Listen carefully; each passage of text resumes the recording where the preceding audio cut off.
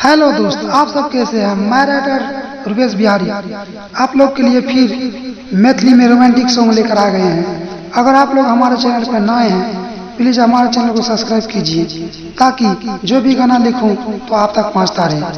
तो आइए मैं आप लोग को मुखड़ा सुना रहा हूं और मुखड़ा किस प्रकार से लिखा गया है और गाया जाएगा।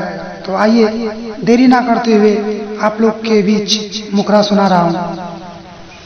अपना करे जावा में सटा लेबोगे, हाँ हाँ अपना करे जावा में सटा लेबोगे।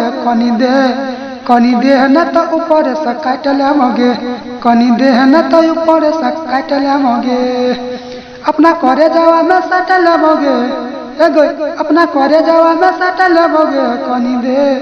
कनी देह न तो ऊपर से काट लेबोगे, कनी देह न तो ऊपर से काट लेबोगे। हेलो दोस्त, अगर आप सबको गाना अच्छा लगे तो प्लीज़ एक लाइक और एक कमेंट जरूर बनता है। अगर आप एक सिंगर है, गाना गाने के लिए चाहते हैं तो प्लीज़ मेरे व्हाट्सएप नंबर दिया हुआ है, उस पर कॉल करके ये गाना फुल लिखवा सकते हैं।